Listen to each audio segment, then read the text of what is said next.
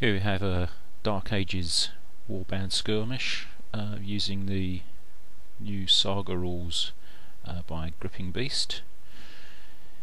Here we see the Viking warlord getting ready for action, and this is the Anglo-Danish warlord with two-handed axe. We've got a mounted Welsh warlord,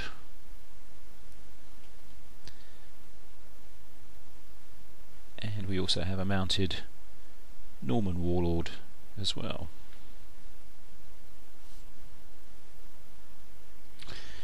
Here we can see the initial setup of the Anglo-Danish warband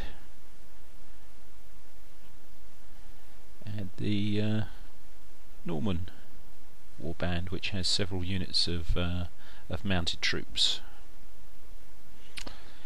This is the Viking warband. Again, they're all foot troops, and the Welsh warband, which has a couple of units of mounted troops as well. These are the battle boards that you use in Saga to determine the actions that your troops can do. They can be applied to sort of moving, firing, fighting, and some special abilities to affect the combat, or somebody else's combat, or somebody else's moving. So here we see the Norman battle board and the Viking battle board.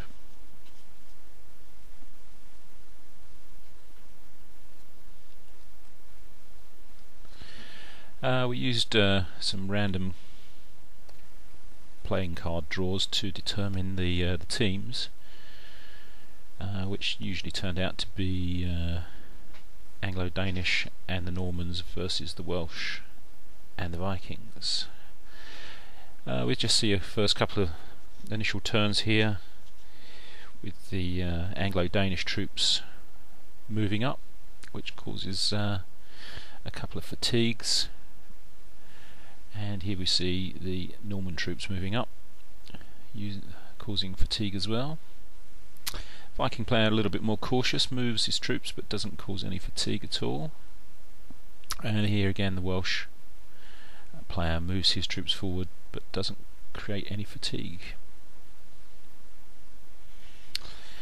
The Norman warband leader, the warlord, moves up and joins the cavalry unit, which is going to attack the Welsh. And here we see the Anglo-Danish moving his troops forward quite quickly again to cause a little bit more fatigue.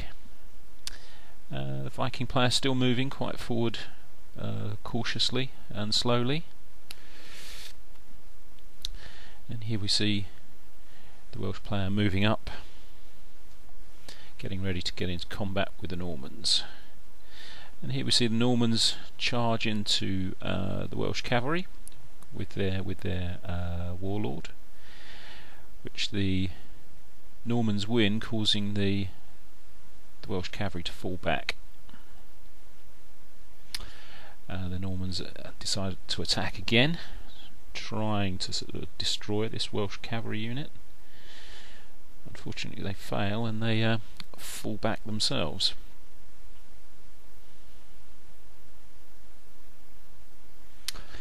The Norman tries to attack yet again, but this time without his warlord, in an effort to destroy this Welsh unit. Again fails, and falling back using the supplied Saga movement stick. Here we see the Viking player moving steadily forward. He's moving his berserker units forward, which is not particularly good news for the Anglo-Danish, who decides to attack them to try and nullify their effect, because they're very powerful in attack. The Anglo-Danish do lose the combat, but they do manage to kill a couple of the berserkers, which is quite useful.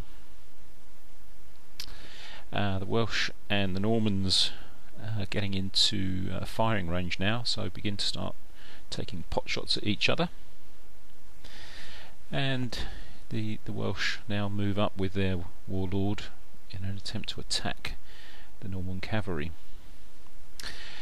The Anglo-Danish attack the Viking troops now, which they do actually lose and fall back, but they do cause quite a few casualties on the Viking troops, so not a particularly bad result.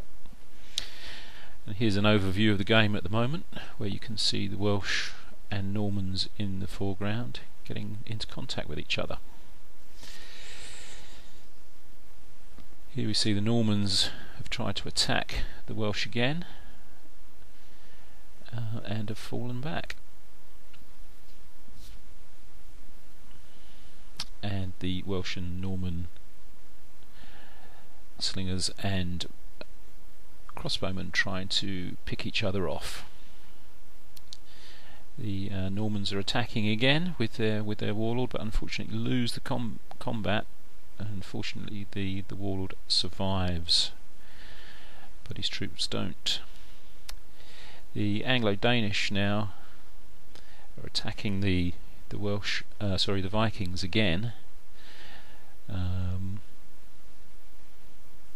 here we can see the Anglo-Danish archers getting into action, and the Anglo-Danish here attacking some more berserkers and herdmen.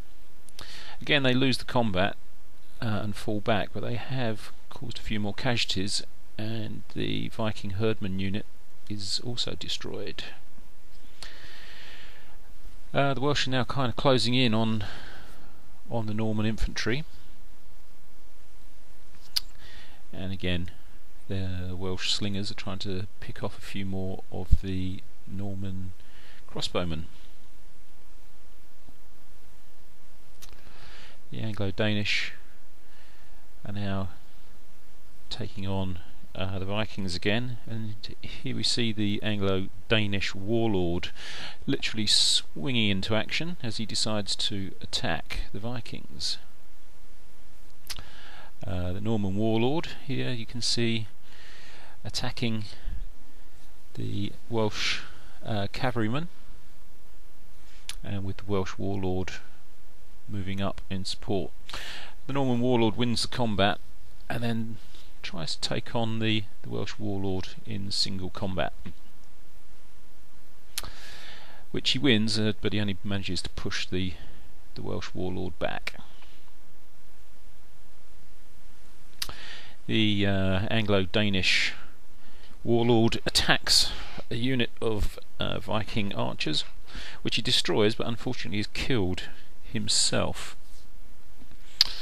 The Welsh warlord joins his cavalry unit, which then decide to attack the Norman knights on foot, and they win the combat, and the sole survivor of the Norman knights falls back. Here we see the Viking warlord decides to charge the Anglo-Danish troops, unfortunately very unsuccessfully, because he's killed in the combat.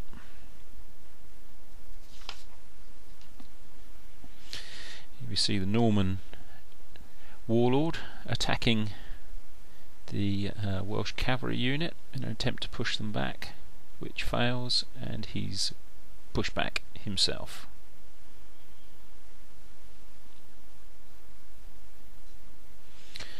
Again, the Welsh slingers and Norman crossbowmen still engaging in a shooting match, and the Norman warlord again attacks, a little bit more successfully this time, manages to kill a few Welsh cavalrymen, but ultimately is pushed back and is attacked by the Welsh warlord and cavalry himself, and the Norman warlord is unfortunately killed. Game is drawing to a close now, and the game is won by the Anglo-Danish as they move a unit into the centre of the table and occupy the grotto.